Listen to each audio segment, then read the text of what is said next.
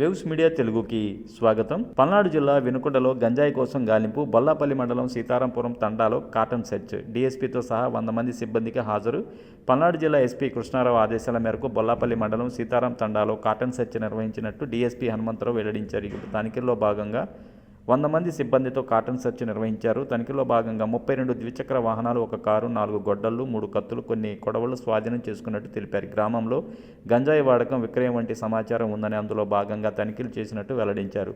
గ్రామస్తులు గంజాయి పట్ల అప్రమత్తంగా ఉండాలని, ప్రత్యక్షంగా పరోక్షంగా ఎవరు భాగస్వాములైన వారిని చట్టపరమైన శిక్షించడం జరుగుతుందని తెలిపారు. తండావాసులు గంజాయి పట్ల అప్రమత్తంగా ఉండాలని ఐజీ స్థాయి అధికారి పర్యవేక్షణలో గంజాయిపై ప్రత్యేక నిఘా నడుస్తుందని తెలిపారు. చాక్లెట్లు, సిగరెట్లు వగైరాల ద్వారా గంజాయి సరఫరా జరుగుతుందని తెలిపారు. సమీప అడవుల్లో గంజాయి మొక్కలు కనిపించినా పోలీసు వారి సమాచారం ఇవ్వాలని ఈగల్ టీం ఆధ్వర్యంలో గంజాయిపై ఆపరేషన్ కొనసాగుతుందని ఆయన వెల్లడించారు.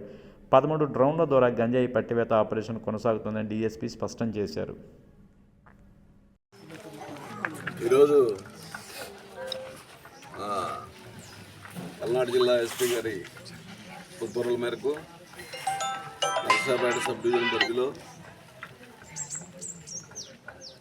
వినుకొండ సర్కిల్ పరిధిలోని బొల్లాపల్లి మండలంలో ఈ సీతారాంపురం తాండా అనేటువంటి గ్రామంలో ఈరోజు సుమారు మా ఆఫీసర్స్ ఒక 20 మంది ఎస్ఐస్, సిఐస్, 80 మంది సిబ్బందితో సుమారు 100 మందితో కాటన్ సెర్చ్ ఆపరేషన్ చేయడం జరిగింది.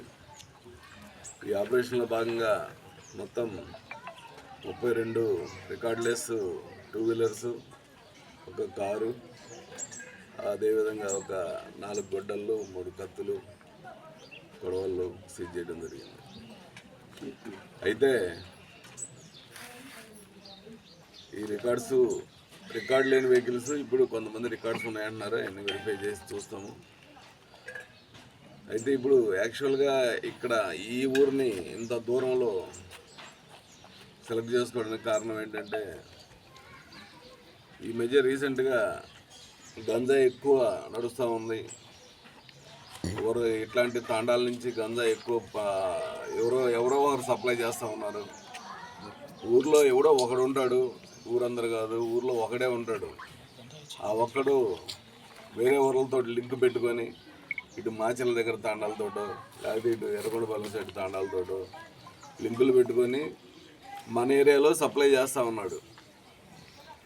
అతని కోసం రావడం జరిగింది, కానీ ఇంకా దొరకలేదు మాకు.